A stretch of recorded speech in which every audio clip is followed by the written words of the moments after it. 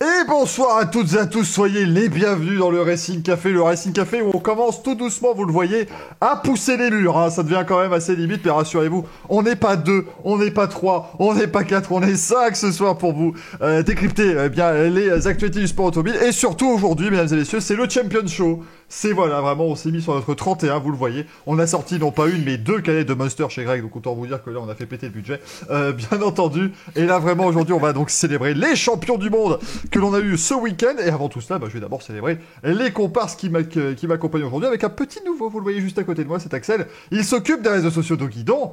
Oui, c'est comme au Rupteur, mais sur deux roues. Donc pour certains, c'est peut-être encore mieux. On parlera bien sûr moto, il y a aussi sport auto avec lui. Salut Axel, comment ça va? Eh ben écoute, ça va super. Franchement, c'est super agréable de venir ce soir. Voilà. Beaucoup de personnes pensaient que au guidon et au rupteur, on ne faisait qu'un. Et finalement, bah non. La preuve, enfin, en vrai. Ah bah grand avantage de toute façon si tu regardes l'avantage c'est que tu viens aux anciens Racing Café et tu observes le silence de mort de Greg quand on parle de moto et là il y avait plus aucun doute. Il y avait absolument plus aucun doute, c'était pas la même personne, il n'y avait pas de souci. Greg qui n'est pas seul puisqu'on accueille également Geoffrey avec nous, ils sont deux. Vous voyez, hein, c'est Monaco, les distances barrières c'est 45 cm mais ça passe, il n'y a pas de souci. Salut à vous deux, comment ça va? Ça va et toi? Ça y est, voilà. Greg nous remet le masque, évidemment, on rappelle. Hein. On rappelle, mettez le masque même à la maison, c'est important. On va passer pour des Ça va idiots. nickel en ce jour du fête du prince Albert que nous saluons parce que nous savons qu'il nous regarde, bien entendu. Hein. Il a que ça à faire. Il a que ça à faire entre deux entraînements de bobsleigh, le prince Albert. Et l'émission ne sera plus diffusée à Monaco à partir de maintenant. Je viens de l'apprendre.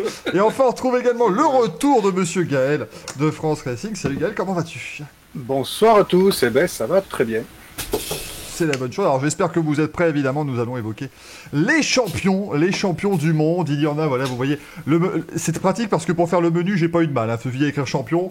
Parfois au pluriel quand même pour le WEC bien entendu, mais on va vous évoquer bien voilà les 5 champions du week-end, 4 champions du monde et puis également des champions outre-Atlantique. Là c'est plus la vie un petit peu personnelle, mais on va évidemment commencer comme d'habitude par la Formule 1 et donc forcément comme d'habitude par Lewis Hamilton hein, qui a remporté donc ce dimanche lors du Grand Prix de Turquie et bien déjà sa 94e victoire en Formule 1.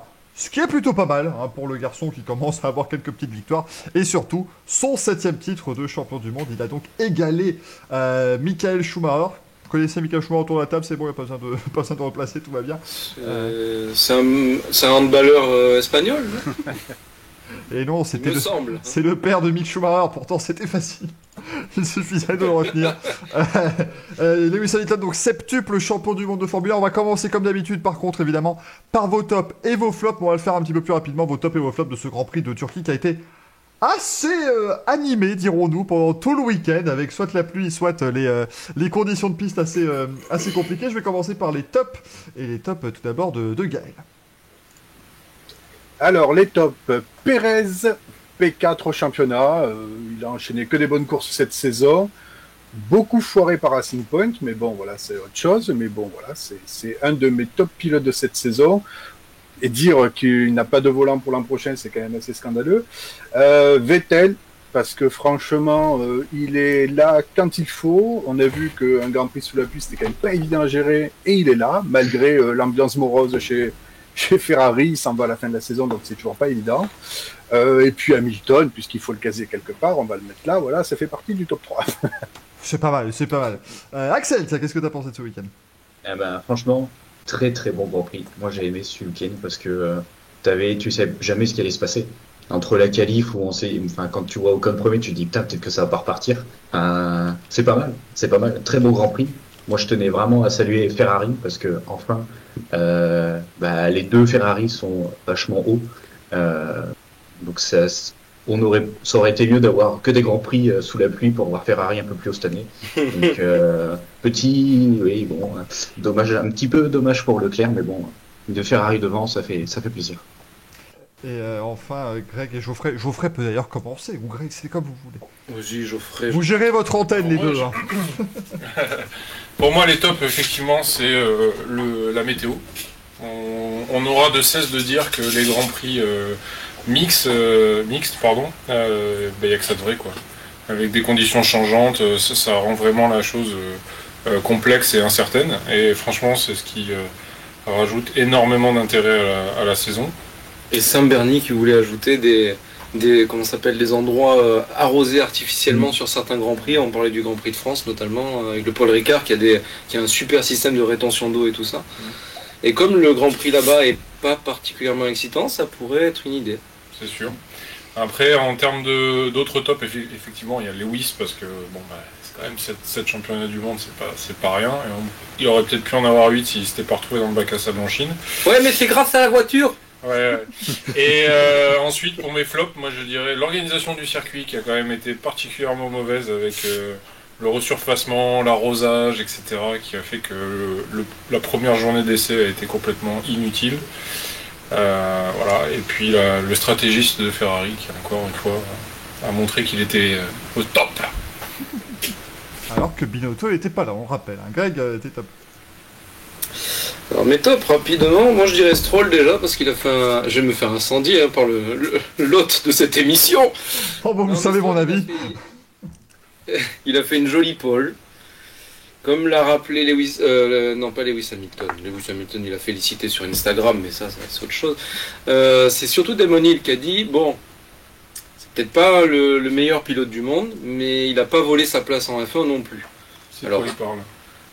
C'est quand même Damon Hill, mais bon, il y en a certains, on voit qu'ils n'aiment pas Damon Hill. Non, mais ça a été sympa de le voir un peu aux avant-postes. Bon, après, c'est coup de bol, etc. Mais il faut être opportuniste et savoir saisir les chances, ce qui n'a pas été le cas des autres pilotes. Donc il a su tirer son épingle du jeu à ce moment-là. Après, en course, cette histoire d'aileron cassé, bon, on en reviendra peut-être après, mais bon, c'est voilà. En top, Leclerc, qui je trouve a fait une meilleure course que Vettel.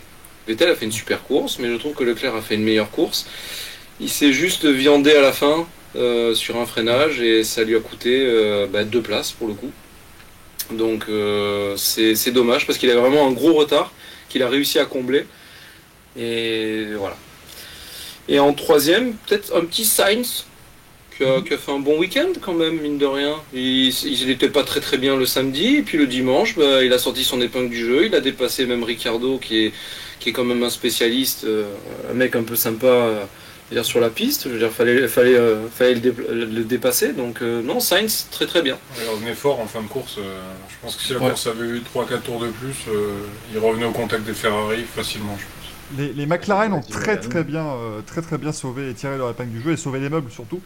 Parce qu'on sait depuis plusieurs Grands Prix, ça devenait compliqué pour McLaren niveau points dans la lutte pour la 3ème place. Et là, ils en ont marqué, si j'ai pas de bêtises, plus que Renault, un petit peu moins que Racing Point, mais plus de points chrono, ce qui n'était pas gagné évidemment. Enfin, oui, ils ont marqué beaucoup plus de points chrono qu'on a marqué 1, mais c'était pas gagné en effet à ce moment du week-end quand on a démarré le Grand Prix où les McLaren partaient 14 et 15e et Lando Norris qui a ensuite pris ce qu'il a dit être le pire départ de l'histoire de l'humanité à peu près.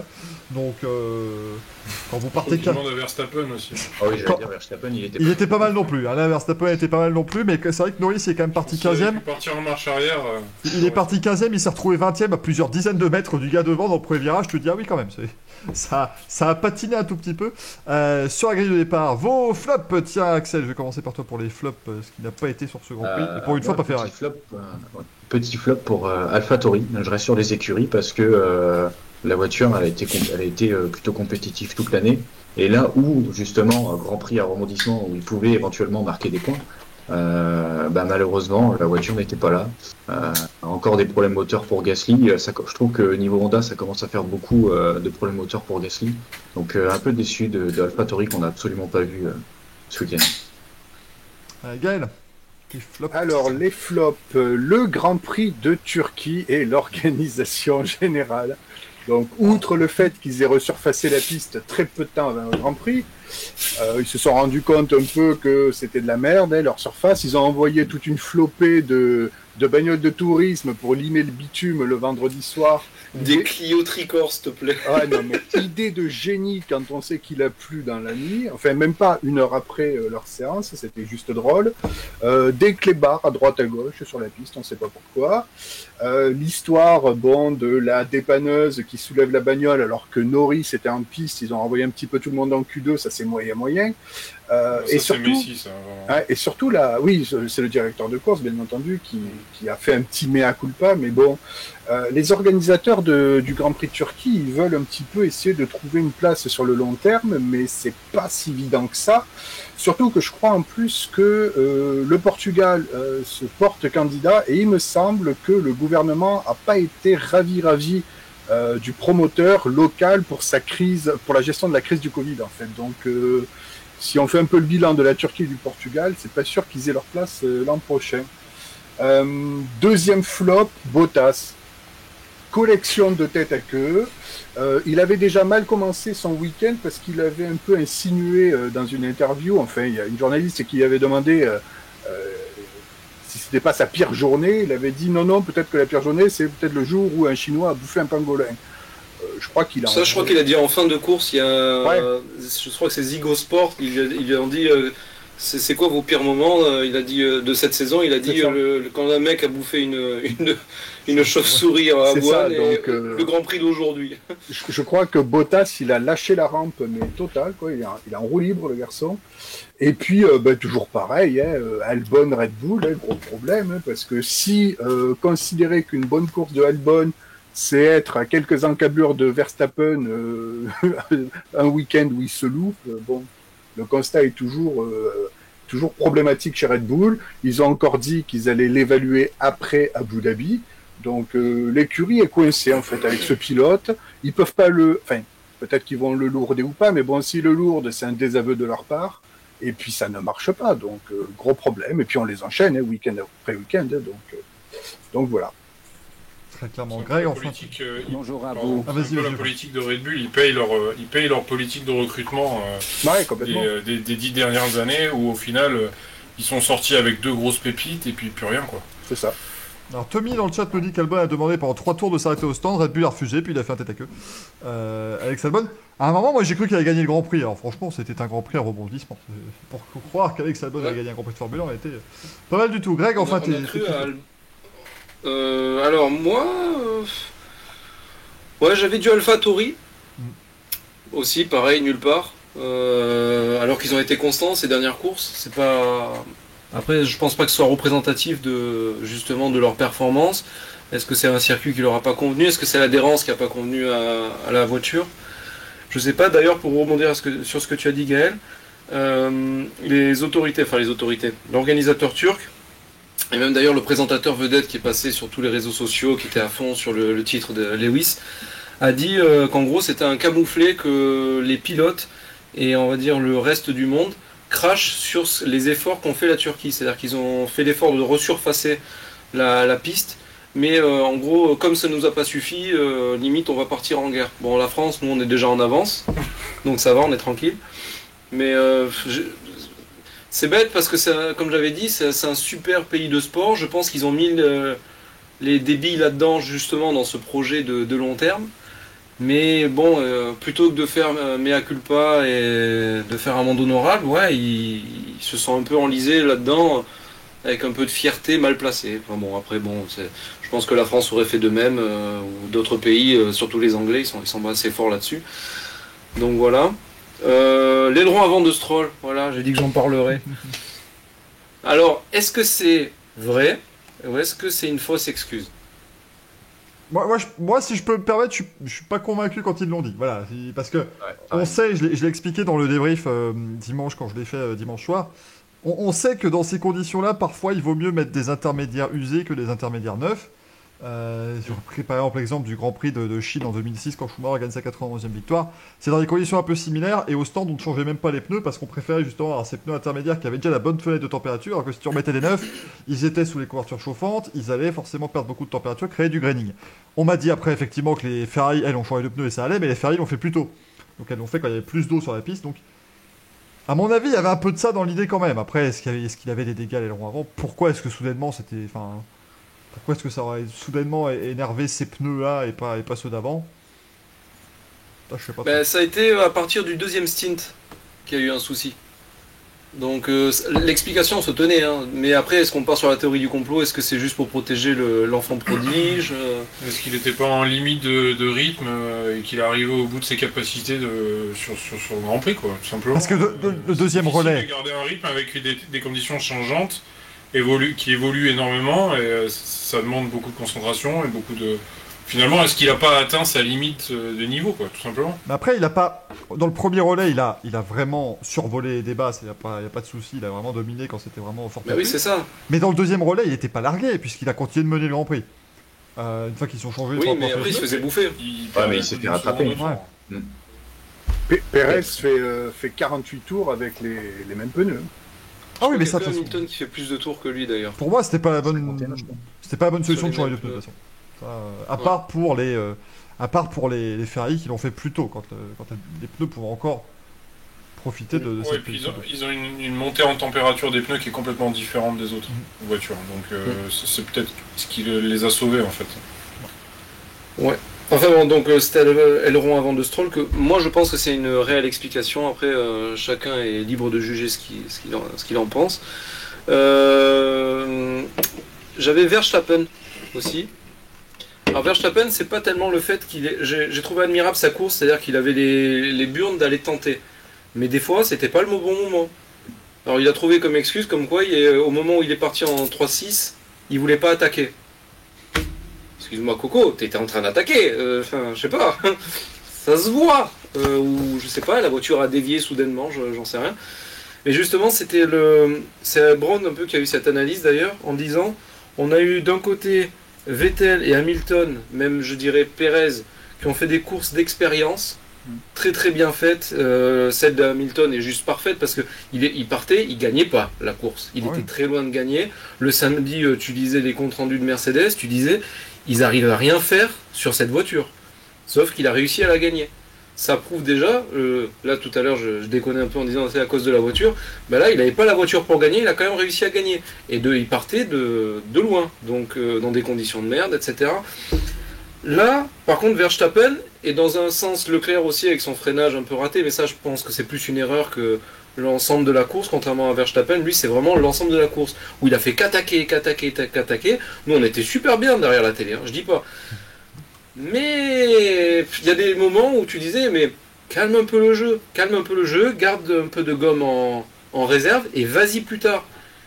Et franchement, il aurait pu être très bien placé, voire même gagner la course, parce qu'il était vraiment très à l'aise. On le sait qu'il est à l'aise sous la pluie, Verstappen. Et les pneus, il les gère à merveille. Donc je pense qu'il a eu un petit excès de... Il est retombé dans ses travers, on va dire, où il fallait qu'il montre qui il était, etc. Il n'a plus besoin de montrer ça. Donc je sais pas ce qu'il a fait. J'ai l'impression que son problème aussi, c'est qu'il est dans une écurie où c'est l'enfant roi, donc on lui dit plus rien, on ne recadre pas, on n'essaye pas de le calmer. Il y a à aucun moment son ingénieur, je pense qu'il a essayé de le temporiser ou d'essayer de le freiner un peu dans ses ardeurs.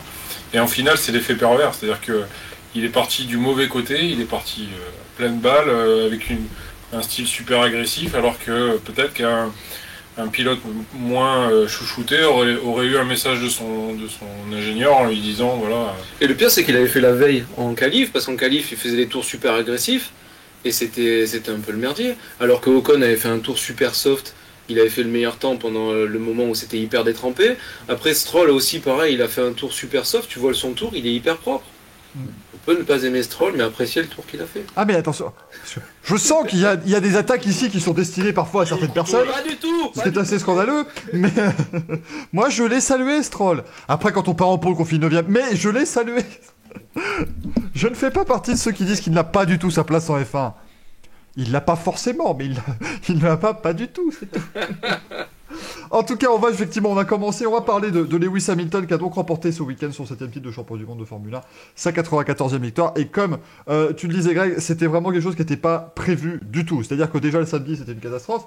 On oublie rapidement que le début de course était aussi franchement catastrophique. Parce que certes, il dépasse un petit peu tout le monde quand voilà, ça passe au chausse-pied en envoyant Ricciardo percuter au code, tout ça. Mais ensuite, il se fait quand même manger par Vettel, il se fait manger par Verstappen. Et il n'était vraiment pas du tout dans le rythme. Si bien qu'il devait avoir quelque chose comme 20 secondes de retard sur Perez à un moment du Grand Prix. Et ensuite, sans une seule intervention de la voiture de sécurité, juste une safety car virtuelle qui n'a pas vraiment redistribué les cartes tant que ça, il a gagné avec 31 secondes d'avance. C'est quand même un différentiel de 51 secondes qui lui a collé en deuxième partie de Grand Prix. Damien l'avait prévu. Et oui, mais alors c'est ça qui est incroyable quand même. Damien, notre ami Damien de la chaîne YouTube Roue Libre, qui nous avait dit que ça allait être une victoire avec 30 secondes d'Hamilton. On pensait qu'il était complètement taré au 15e tour du Grand Prix. Bon, on s'est bien fait avoir. Bon, On pensait aussi que Damien était taré. voilà, bah bien sûr. Et puis Damien pensait lui-même qu'il était taré. Après, il avait prévu que Bottas finirait pas trop mal. Ça, c'était un petit peu moins bien passé que prévu, avec cette 14e place à un tour de Valtteri Bottas. Mais là, je pense qu'on peut vraiment en parler, messieurs, de cette course de Lewis Hamilton. Je vais le laisser à Axel parler en premier là-dessus, mais vraiment, ça a été du très très grand Lewis Hamilton pour une fois, parce qu'à chaque fois qu'il a une occasion de gagner le titre, en général, avant les dernières courses, bah, il fait une course en demi-teinte. Il avait gagné aux États-Unis en 2015, mais grâce à l'erreur de Rosberg, mais il n'a jamais été aussi flamboyant qu'il pouvait l'être. Et là, dimanche, il a été intouchable. Ouais, c'est exactement ça. Je crois que sur tous ces titres, il a eu deux fois seulement, il a eu son titre sur une victoire, si je dis pas de bêtises. Ça fait plaisir de le voir gagner ce titre en gagnant le Grand Prix de Turquie. Surtout, comme on dit, il partait très mal. Sur le coup, je me suis dit, bon, bah, il va être champion du monde en finissant 16e, en étant complètement invisible. Et bah, du coup, ça se savoure pas spécialement. C'est comme aux États-Unis l'an dernier, où bah, on a félicité que Hamilton, alors que c'est Bottas qui gagne la course. Donc franchement, gros respect à lui, surtout quand il demande pendant la course à son ingénieur qu'est-ce que je fais avec mes pneus, et qu'on lui a dit bah on sait pas. Et du coup bah il s'est géré tout seul, et franchement c'est incroyable. Et le coup du dernier tour avec la pluie, où on lui dit ouais va y avoir de la pluie dans le dernier tour. Ah ouais mais là mes pneus s'il pleut je suis mort. Et tu les vois à la fin, l'état des pneus ils sont slick au milieu quoi. Ah oui. On avait des J'attendais une explosion, hein. J'attendais l'explosion dans le dernier tour. Ça aurait été spectaculaire, hein, clairement. Je suis chez eux dans le chat qui vous dit Hamilton a changé ses pneus, mais sur la piste. Ce qui est un peu vrai, finalement. Ça, ouais. C'était lui qui était en slick en fin de Grand Prix. Gaël, cette maestria de Lewis Hamilton. Alors vraiment, ceux qui n'aiment pas Lewis Hamilton dans le chat, partez faire du golf, hein, quelques minutes, voilà, partez 15 minutes, parce que je pense que là, on va dire du bien de Lewis Hamilton, je suis désolé. Partez dans Ouais, les mais pays du golf tu disais. L'an prochain, non, c'est dans une semaine, ça va, c'est juste là, quoi. Ah ben clairement, ça fait du bien un petit peu. On en avait marre de voir Hamilton titré au Mexique, quoi. Ça fait un peu du bien de le voir décrocher son titre ailleurs. Donc, mais ouais, clairement, Hamilton, c'est contrairement à la course de Verstappen, comme tu disais, effectivement, on a vu moins de démonstrations, mais beaucoup plus d'expérience, parce que jamais tu le pronostiques vainqueur jusqu'à mi-course, quoi. Et puis après, bon ben voilà, le talent. Et puis il y a aussi cette espèce de symbiose qu'il a avec ses ingénieurs, son équipe, parce que effectivement, quand l'équipe tâtonne un peu, eh ben c'est lui qui reprend un peu le dessus. On voit pas beaucoup ça dans d'autres écuries. C'est ce que fait Vettel. C'est ce que fait Vettel est un formidable team player. Hein, je veux dire, là, il a perdu la confiance de Ferrari, mais sinon, Vettel fait pareil. Leclerc est un peu en train de construire ça aussi. Bon, Verstappen, lui, il a été porté au nu par Red Bull, donc c'est un petit peu plus facile. Mais voilà, c'est vrai qu'Hamilton, ben voilà, 7 titres. On rappelle quand même la petite statistique qui fait plaisir de au moins une victoire par saison, quand même. Voilà, donc pour l'instant, c'est C'est le pas seul. forcément qu'avec des voitures gagnantes. Quoi. Pas forcément qu'avec des meilleures voitures. Donc jusqu'à présent, il est le seul à détenir ça dans sa carrière. Une victoire à toutes les saisons qu'il a participé. Ce qui est quand même complètement dingue. On va en parler de ces statistiques qui sont complètement folles pour l'instant et c'est pas fini. On est à 264 Grands Prix. J'avais vu récemment, encore une fois, des gens qui venaient dire que oui, mais vous savez, battre le record de Schumacher, c'est facile quand on a plus de Grands Prix par saison. Schumacher a remporté son 91e succès, je crois, à sa 250e course, 52e course. On n'est pas loin, hein, je veux dire, pour Hamilton, c'est pas non plus aberrant. Hamilton connaît donc à 94 victoires, ça fait 35,61%. C'est-à-dire que depuis 2007, depuis l'Australie 2007, vous mettez un Grand Prix sur 3 en moyenne, et c'est Hamilton qui le gagne. Donc c'est quand même complètement fou, sachant qu'il a commencé avec des années où il avait beaucoup plus de mal, évidemment, avec McLaren. 97 pole position, on a 36,74%. 53 meilleurs tours, ça en fait quand même déjà pas mal. Ça fait 20%, donc un cinquième de sa carrière, il fait quand même un meilleur tour en course en plus. 163 podiums, ça c'est peut-être la plus grosse stat, je trouve, vraiment qui est assez incroyable. 163 podiums, c'est 61,74%. C'est quasiment 2 Grands Prix sur 3 qui terminent sur le podium. On aurait dû le voir venir en 2007 quand il a commencé avec 9 podiums de suite sur les 9 premières courses. On n'a pas été assez visionnaire là-dessus.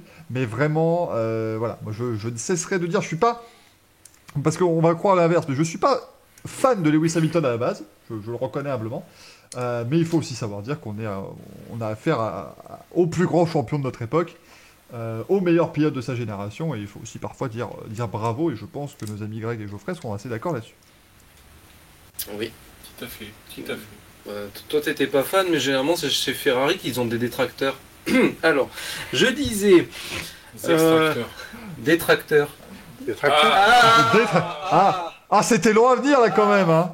Ah, la pièce a mis longtemps à tomber. On l'avait pourtant travaillé. Rodriguez. Non, Que l'épice.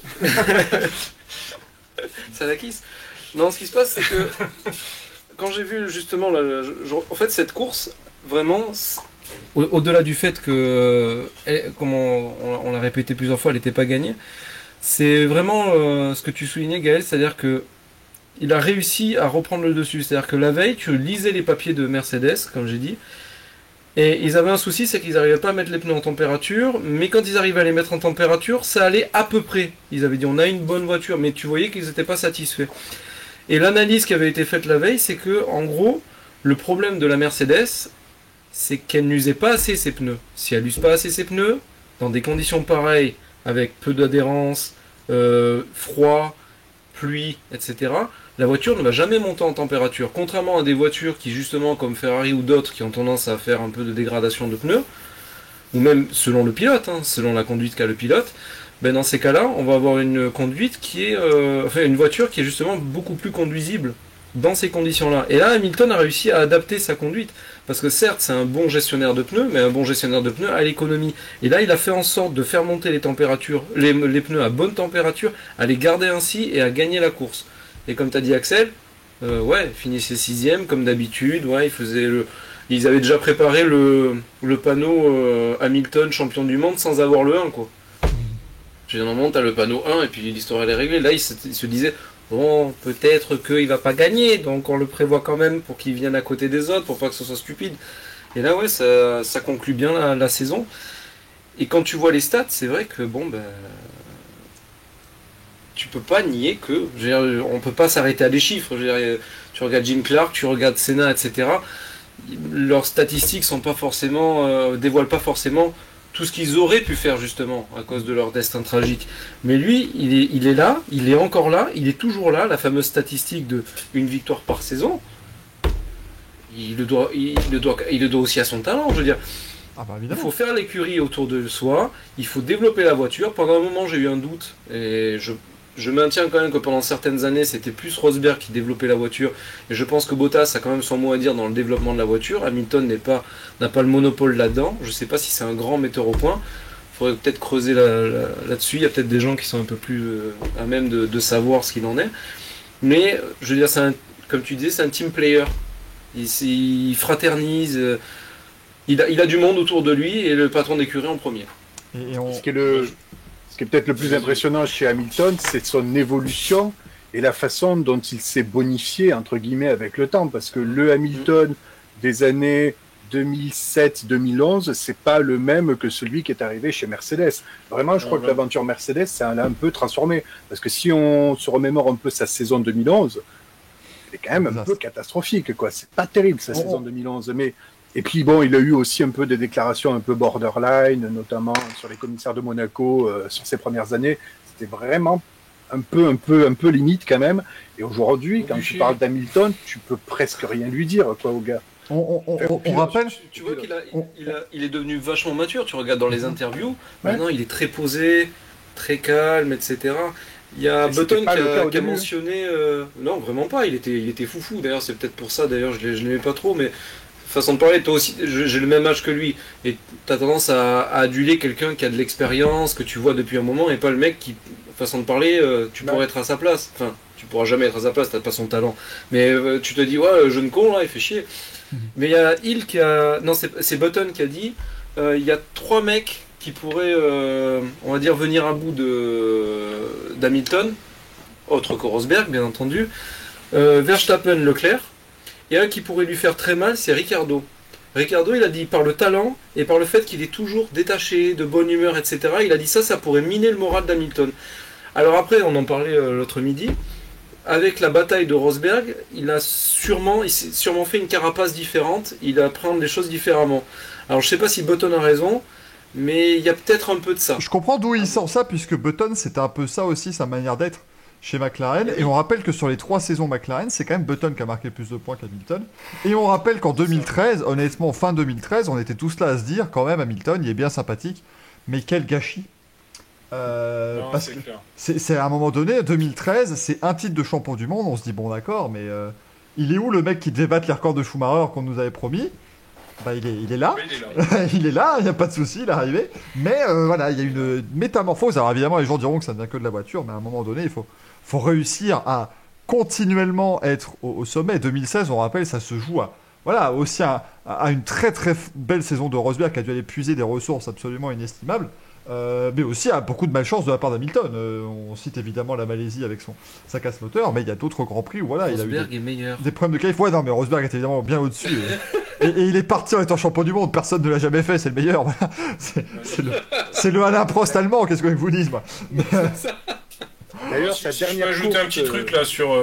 Pardon, si je oui, peux oui, ajouter oui, un oui. petit truc sur Lewis, c'est que déjà quand il était en karting, il était déjà vu comme un potentiel champion du monde de F1. Ça, je tiens à le dire, et je l'ai vu de mes propres yeux parce que quand j'étais plus jeune, j'accompagnais un pote à moi qui faisait le championnat du monde junior karting contre Hamilton, Rosberg et tout ça. Et il était déjà vu comme baquet assuré chez McLaren, futur champion du monde, etc. Donc il est au-dessus. C'est quelqu'un qui est au-dessus, c'est indéniable. Maintenant, il a une facette qui peut-être colle pas trop avec ce qu'on attendrait d'un champion du monde, un mec qui soit limite un ingénieur, capable de développer une voiture de A à Z, etc. Moi, je pense que lui, il est capable de...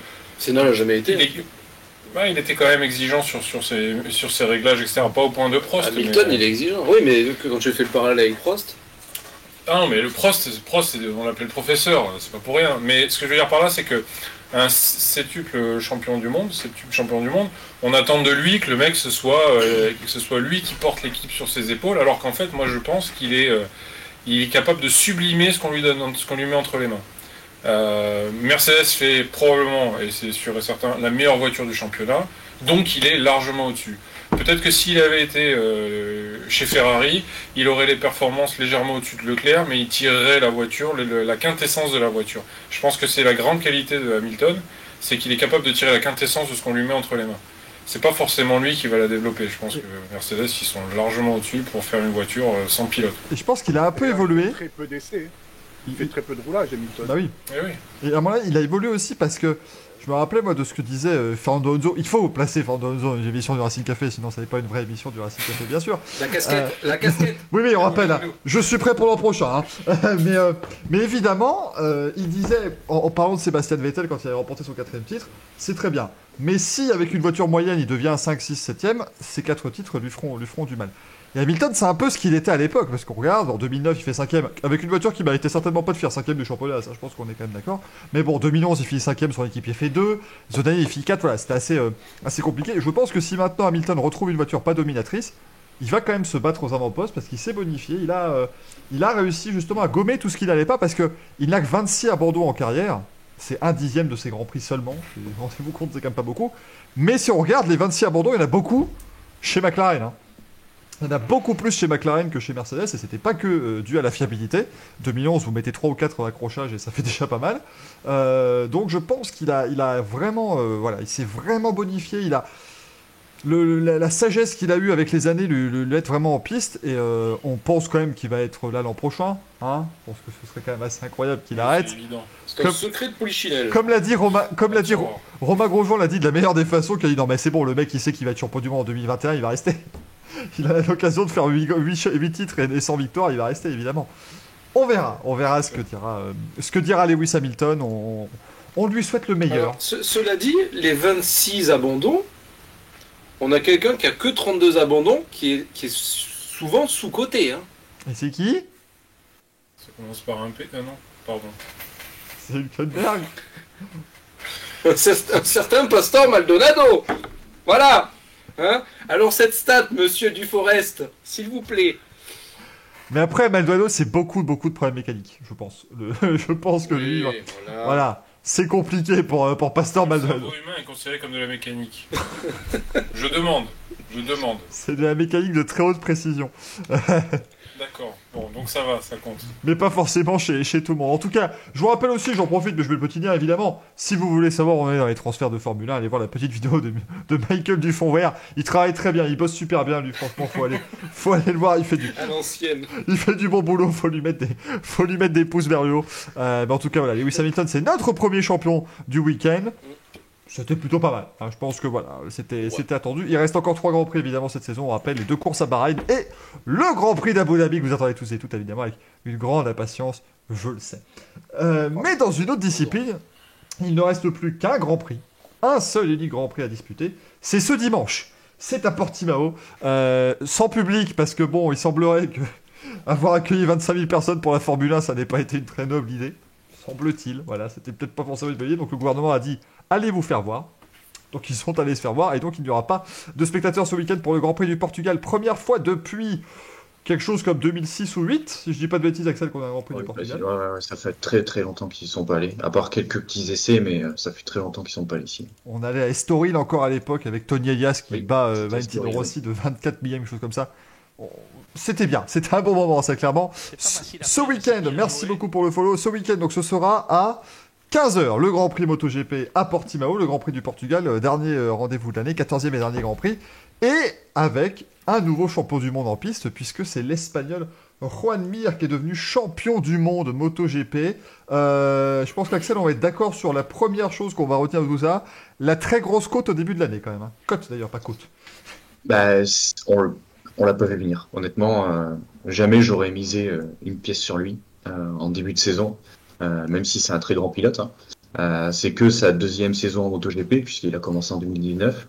La Suzuki, même si c'est toujours une moto qui a été très polyvalente sur tous les circuits, mais qui était toujours un petit peu en dessous de la Yamaha, par exemple, en polyvalence. Cette saison, très bonne moto, pas de problème de fiabilité, incroyable.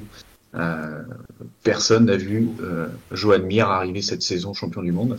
C'est une saison très spéciale parce que déjà Marquez se blesse dès la première course. Ensuite, à chaque fois c'est un pilote qui a une casse moteur, qui chute. Et ce pilote-là, par exemple, on pense à Morbidelli qui casse le moteur à Jerez dès le début de saison. S'il n'avait pas cassé alors qu'il était 2e de la course, ça aurait peut-être été lui le champion du monde, vu que là actuellement il est 2e du classement général. Donc c'est vrai que c'est une saison à rebondissement. Chaque course il s'est passé quelque chose. Donc ça a été une très bonne saison et j'ai hâte de voir la saison prochaine surtout.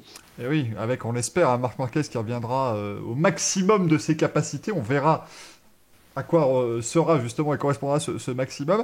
Morbidelli, on peut en parler, ça aurait quand même été assez incroyable de le voir gagner le titre avec une moto de 2019. Puisque c'est le seul qui joue le titre évidemment maintenant avec une moto comme ça. Il n'y en a plus beaucoup de toute façon des motos de 2019 dans le peloton. Il y en a chez Avintia pour Ducati. Chez Avintia pour Zarco et Rabat exactement. Voilà. Et sinon c'est des motos. C'est quand même marquant cette saison. Les motos 2020, que ce soit chez Yamaha ou chez Ducati, elles sont complètement foirées quoi. Ah oui, bien sûr, mais totalement. Quand on voit que c'est les équipes clientes qui sont devant les équipes constructeurs, c'est juste impensable. Quoi. La Suzuki est de très loin cette année la meilleure moto, je trouve. Vraiment, elle survole tout. Et surtout, en début de saison, ça a failli être un incroyable gâchis puisqu'Alex Rins se blesse au premier Grand Prix à Jerez et Mir, il tombe, il fait un résultat en demi-teinte, il retombe le week-end d'après. Au bout de 3 courses, les Suzuki sont nulle part au championnat. En fait Suzuki ça a toujours été des motos on va dire de style polyvalent comme les Yamaha, c'est des motos qui sont très polyvalentes, qui sont très bonnes sur des pistes comme Jerez justement où c'est des lignes droites pas trop longues, beaucoup de virages qui sont très maniables, mais en vitesse de pointe elle a toujours été un peu en dessous. Cette saison ils ont vraiment corrigé le tir et les grosses bécanes, enfin les Ducati ont eu des soucis de fiabilité, on voit Miller qui a pété plusieurs fois les moteurs. Yamaha qui a les problèmes de soupape, qui ont des problèmes de frein, Vignales qui jette au premier virage en Autriche de la moto à 220 km/h parce qu'il n'y a plus de frein. Enfin voilà, ils ont profité parce que ça a été la moto la plus fiable. Mir, ça a été le pilote qui a eu le plus de points parce que c'était vraiment c'était la course au point. Donc ils ont profité des avantages de tout le monde pour saisir leur chance. Mir qui est tombé, si je dis pas, je crois qu'il a dû tomber 5 fois dans la saison. Si on prend essai, qualif et course. Il était tombé très très peu de fois, Mir, pardon. Je crois que c'est justement, je crois que Valence c'est la 5e chute de l'année, à mettre en comparaison avec les saisons de Marc Marquez où on est sur du 26 chutes hein, quasiment, hein, mais lui c'est normal de chuter, c'est comme ça qu'il apprend à la limite. Oui. Ça aussi c'est ce qu'on a souvent dit évidemment, est-ce que c'était pas risqué justement pour Marc Marquez d'avoir ce type d'apprentissage. Mais donc Juan Mir, premier champion quand même du Moto 3 à remporter le titre en MotoGP. Bon, depuis la création du Moto 3, de toute façon il n'y a eu que Marquez et Lorenzo qui ont été champions du monde, donc voilà, il n'y avait pas beaucoup de risques, mais c'est bien lui le premier à avoir gagné un titre et en Moto 3 et en MotoGP. Comme tu le disais, c'est sa 2e saison en MotoGP, comme Fabio Quartararo par exemple, dont on va parler bien sûr, mais il a aussi raté des courses l'an dernier sur blessure. Donc, il était techniquement en plus moins expérimenté vraiment que tout le monde, et c'est lui qui est parvenu en vieux briscard. C'est ça, moi, qui m'a vraiment surpris. Ce qui est incroyable, c'est que après, cette année, voilà, il a explosé. Beaucoup de personnes ne le connaissaient pas, parce que tout le monde pense que Joan Mir est là depuis des années. Il y en a beaucoup hein, qui pensent que, par exemple, quand Fabio Quartararo se loupait sur une course, on disait bah c'est pas grave, c'est l'expérience qui arrive. Alors que Joan Mir, ils ont commencé ensemble. Ils étaient en Moto 3 ensemble chez Léopard. Ils ont commencé ensemble la MotoGP. Donc, pour pas être méchant, Quartararo, ils ont la même expérience. Donc, c'est incroyable. C'est les mêmes, ouais, c'est exactement la même chose. Il y a juste Quartararo qui est parti un an plus tôt, si je dis pas de bêtises, en Moto 2, à l'époque, pendant que Mir allait chercher son titre en Moto 3. Randy Le Pugnet disait, parce que il avait évidemment, il était un petit peu, pas manager, mais en tout cas, il était conseiller de Fabio Quartararo quand il était chez Léopard. Donc il a pu voir de près justement Juan Mir à l'époque, et il avait dit qu'il avait vraiment vu un futur champion du monde, parce qu'il a cette approche méthodique. Ça n'a jamais été le plus flamboyant en course, Juan Mir, mais contrairement par exemple à son voisin de garage Alex Rins, au moins il tombe pas, voilà, il prend pas des risques démesurés, parce que là, je vais te demander ton avis là-dessus Axel, parce que est-ce qu'on pourrait pas se dire que c'est l'occasion vraiment perdue aussi de Rins, parce que on se disait si on avait un champion du monde chez Suzuki ce serait sans doute lui, mais on repense à l'Autriche où il prend la tête puis il tombe dans le même virage, on repense au Mans où il tombe aussi, enfin là il y a quand même un gros cachet. C'est pas le même style de pilotage. Joan Mir est un peu plus coulé, on va dire. Rins est un très très bon pilote, mais il perd facilement l'avant. Après, cette année, après les conditions de piste ont vachement favorisé aussi les Suzuki sur certaines pistes. Par exemple, on voit la différence entre le Grand Prix à Valence ce dimanche où les Suzuki n'étaient pas là parce que il faisait un peu plus chaud. Et la semaine dernière où la température de piste leur correspondait parfait avec les Michelin et ils sont devant. Donc il y a eu beaucoup de circuits où ils étaient un peu plus froid que d'habitude, ce qui les a favorisés par rapport à certains autres pilotes. Et c'est vraiment plein de conditions qui ont permis que Suzuki soit devant. On verra l'an prochain avec peut-être le retour de Marquez. On verra si la Honda est aussi forte, parce que la Honda a été performante cette saison. On voit avec Nakagami et quand même Marquez qui a fait 2 podiums. Les Ducati, malheureusement, qui pour moi n'étaient pas là du tout, parce que n'étaient pas là. KTM qui a montré qu'ils avaient enfin une bonne moto. Donc franchement c'est pas mal. Après oui, Rins malheureusement c'est s'aborder pas mal de courses. Après voilà, il s'est blessé à l'épaule dès la première course. Il marque 6 points à la deuxième. En République tchèque il fait 4e, c'est pas mal, mais il abandonne après en Autriche. Donc il a peut-être été trop rapide à certains moments, perdre l'avant, chuter bêtement, c'est vraiment des chutes bêtes. Et du coup ça lui a sans doute fait perdre le titre face à Joan Mir. Il est encore 3e effectivement à Alex Rins au championnat, donc il s'en sort quand même très bien pour le moment, mais c'est un peu... Je fais toujours ce parallèle parce que c'est un peu tout le temps, même l'an dernier, c'est l'année où il commence à gagner ses premières courses, mais à côté ça tombe aussi à des moments stratégiques. Facilement, il tombe très vite. Quand tout va bien pour lui, comme en Aragon ou comme par exemple l'an dernier aux États-Unis, quand tout va bien, quand toutes les étoiles sont alignées, c'est un excellent pilote. Mais voilà, il fait vite une erreur et il part vite à la faute. Effectivement, bon, on va évidemment parler de Fabio Quartararo qui est pour l'instant 5e du championnat, lui qui avait mené une bonne partie du début de saison, très clairement. Fabio Quartararo 5e. Bon, je pense qu'on va être partagé entre l'envie de dire qu'il y a forcément il a craqué à des moments. On pense à Misano, voilà, où bon, il aurait dû faire mieux, très clairement. Mais est-ce qu'il n'y a pas aussi ce souci de la Yamaha qui a été, qui n'a été nulle part? Parce que Maverick Viñales est aux abonnés absents depuis à peu près 2 mois maintenant, mais il arrive quand même à être 4e du championnat. Valentino Rossi, lui, bon, bah voilà, c'est vraiment c'est une année catastrophique pour lui. est-ce que vraiment chez Yamaha, il n'y a pas besoin maintenant de changer aussi peut-être d'équipe technique ou de refaire d'autres choses ou avoir mieux aussi utilisé peut-être Jorge Lorenzo? Ah bah Lorenzo n'a pas du tout été utilisé, hein, clairement pas. Ils l'ont dégagé. Après, ah oui, non mais ils l'ont clairement dégagé, ils prennent Ils Crutchlow l'ont à la place. dégagé aux essais, il a fait une journée, ils l'ont dit bah, c'est bon, allez, Ouais. rentre chez toi. Donc après, Pour est-ce qu'il faut... preuve, le pilote qui a remplacé Rossi, c'est le jeune américain. Donc après, à voir si le problème de Quartaro sur cette saison, il commence très bien. Quartaro 2 victoires en 2 courses. Vignales, il fait 2 fois deuxième. Rossi casse, Morbidelli casse. Donc on se dit tout de suite, la moto est très forte. Mais il y a un souci. Dès les 2 premiers GP, ils avaient tous utilisé 3 voire 4 moteurs sur les 5 qui étaient prévus sur la saison. Donc il y a des... Quartaro a très bien commencé. Il est très bon, c'est un excellent pilote. Je pense que quand les soucis de fiabilité de Yamaha sont arrivés, donc tout de suite, dès l'Autriche avec les problèmes de frein, il a perdu confiance. Ensuite, avec les problèmes de soupape, où sur certains Grands Prix, ils ont de nouveau bridé les moteurs pour les sauver. Je pense qu'il a perdu confiance parce qu'il avait plus cette moto du début de saison. Et c'est là où Morbidelli, lui, a pu monter en puissance, parce il roule sur la 2019, donc la même moto que l'an dernier, donc il la connaît par cœur. Et c'est là où on a vu que cette saison, la Yamaha n'est pas fiable, il y a trop de problèmes, Rossi qui casse encore, Vignales qui part avec un 6e moteur descente, donc un moteur neuf, qui arrive même pas à remonter rabat sur la course quasiment. Enfin, les Yamaha, elles sont pas là. Et c'est très triste, et elles ne sont pas là du tout. C'est un peu une saison en trompe-l'œil quand même, parce que si tu regardes bien les 5 premiers du championnat, il y a quand même pas mal de Yamaha, quoi. Parce que les autres se loupent. Voilà. Parce que les Ducati se loupent, parce que Dovi il est pas là, Petrucci il est pas là du tout. Dès qu'on lui a dit Non, mais- tu pars, il a lâché. Il n'y a pas Marquez. Voilà, ils sont devant parce que derrière il y a personne. Ouais, après, je pense que Quartararo, il est trop encore sensible. Il est trop impacté par l'environnement dans lequel il va se trouver. C'est-à-dire soit la moto, soit les conditions de course, etc.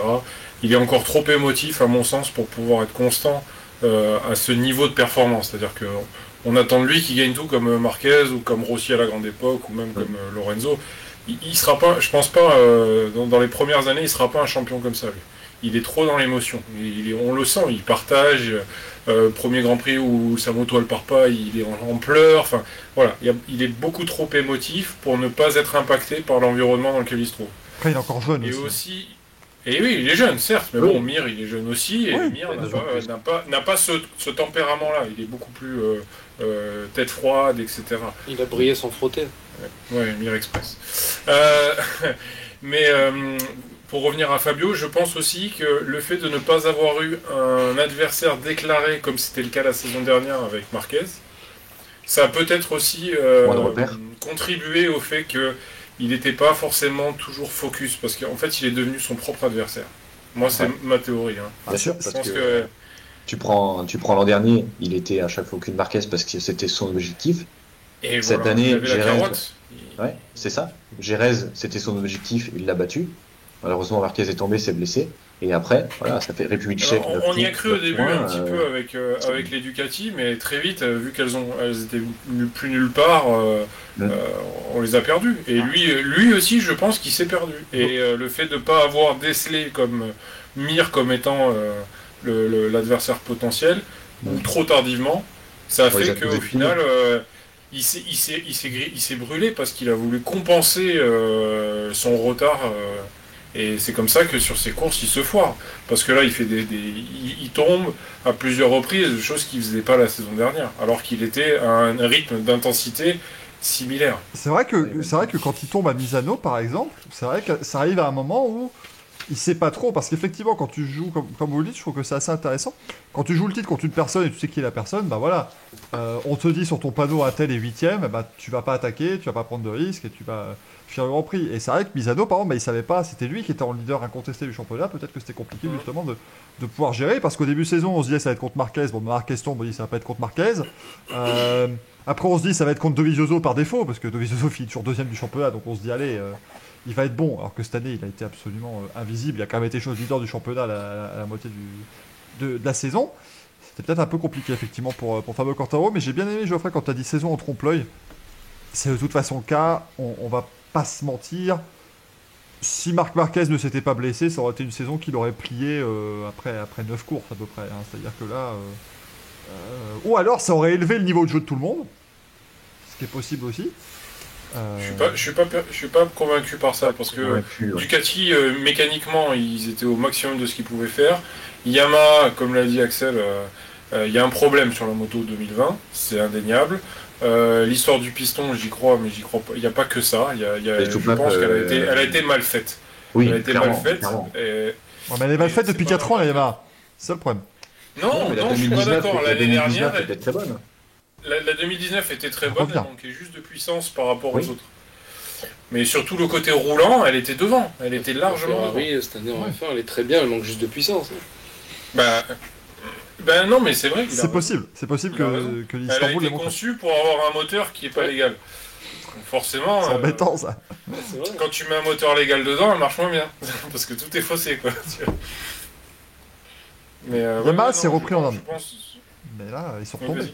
vas-y. La Yamaha s'est repris l'an dernier, mais ils sont retombés. Et moi, je vois en cette saison-là, j'ai revu la saison 2017 pour Yamaha. 2017, c'est Viñales qui domine le début de saison. Et puis la moto n'est pas développée, quoi. Et puis ça tombe dans les travers affreux. Donc c'est assez Je sais inquiétant. pas comment ils font. Ils partaient les 4 dès 2019, ils étaient les 4 devant.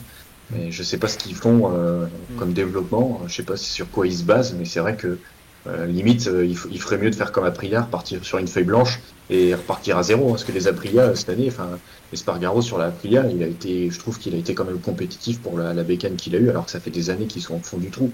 Tout comme Avincia, ils sont enfin satellites de Ducati. Et ben les Avincia avec Zarco, il a été 10 fois plus devant que tous les autres Ducati.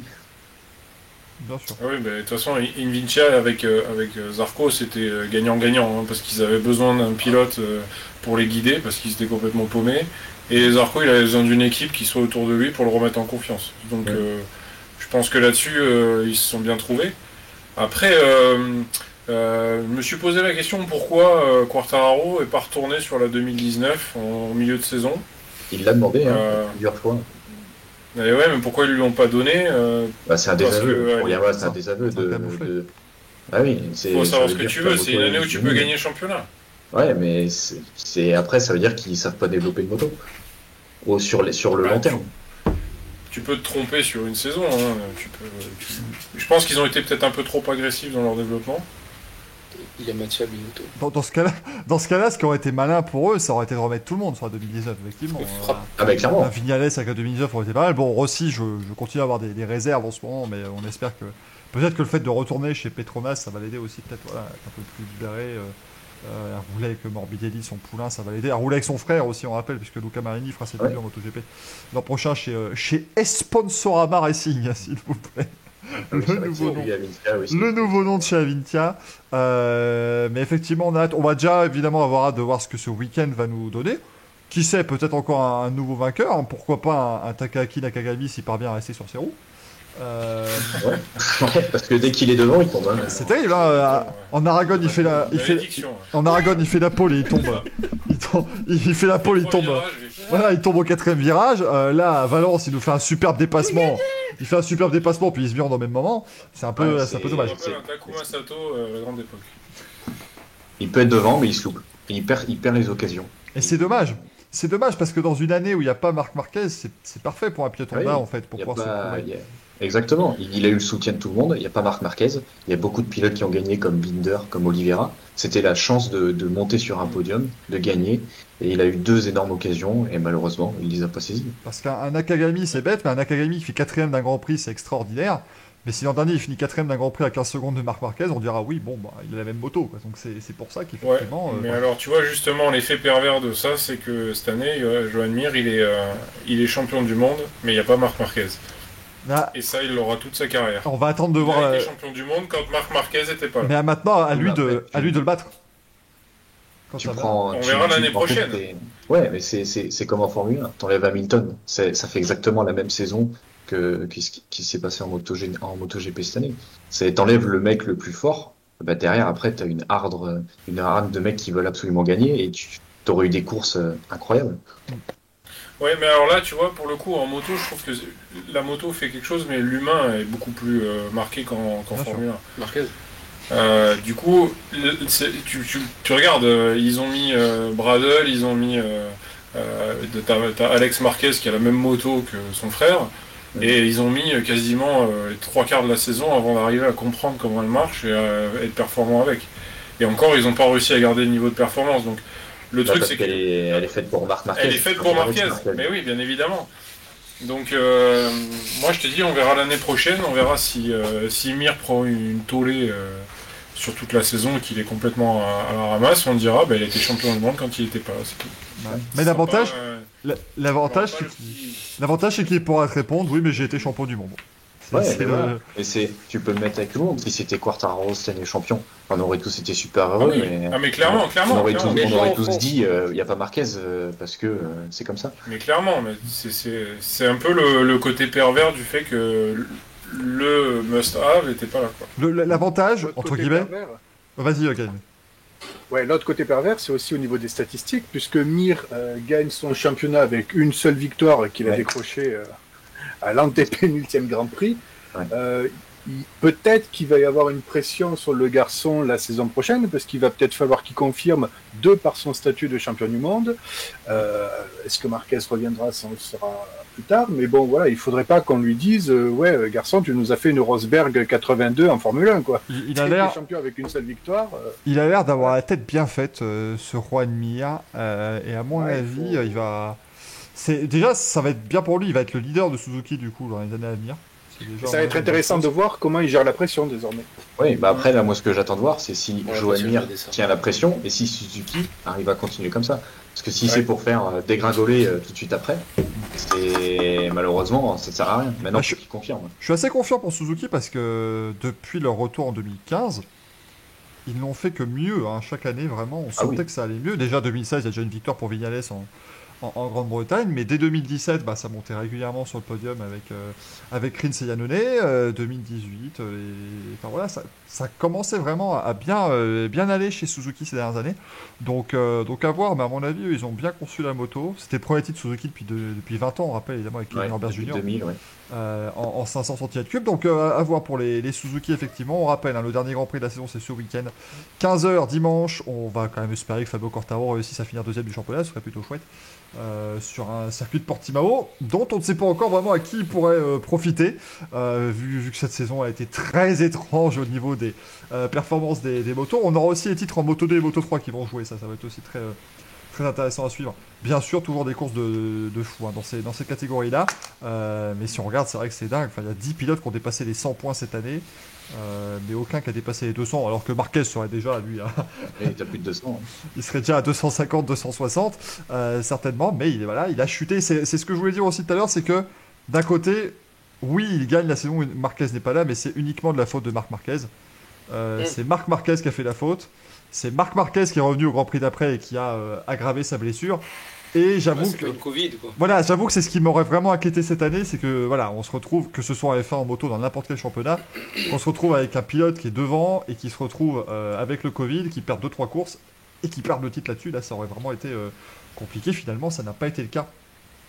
Du tout cette année. Bon, ça a été moins. Il y a eu plus de cas positifs en moto, avec notamment Valentino Rossi qui va rater 2 courses et Iker Lecuona aussi qui va rater le Grand Prix ce week-end. Il en rate 3.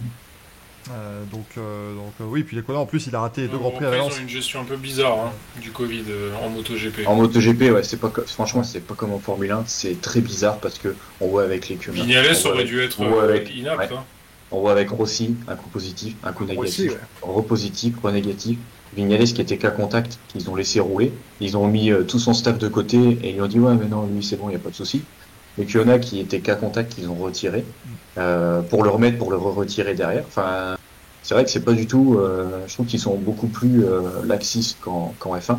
On voit des fois quand la caméra file dans les stands, il y en a plusieurs qui sont sans masque ou ils font pas gaffe.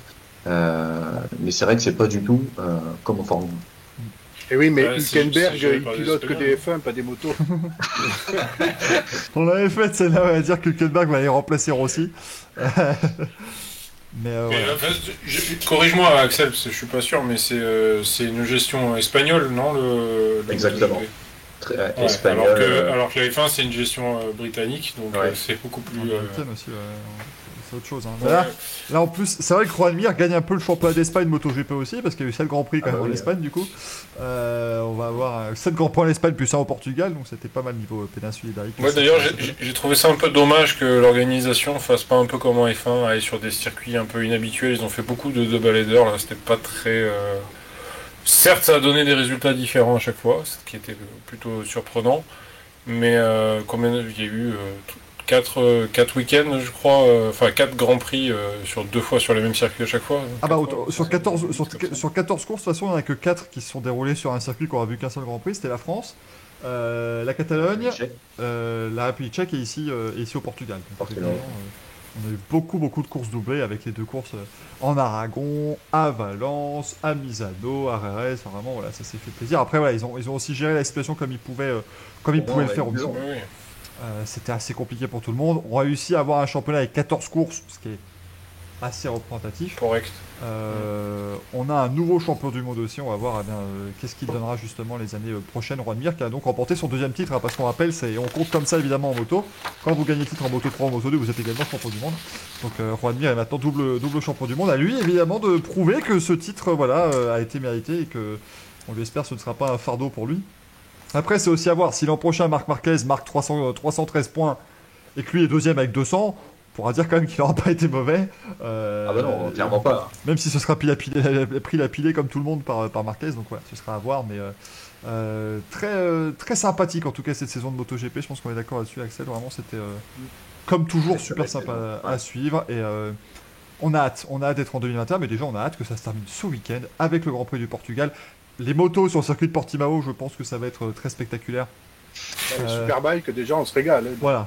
Il va y avoir du winning, à mon avis, à Tire-Larigot. Ça va être assez sympathique à regarder. D'ailleurs, le Superbike, voilà, ils ont fait une saison. Et Jonathan Rea était champion du monde, comme d'habitude. Voilà, eux, au moins, ils ont gardé les bonnes habitudes, il n'y a pas de souci.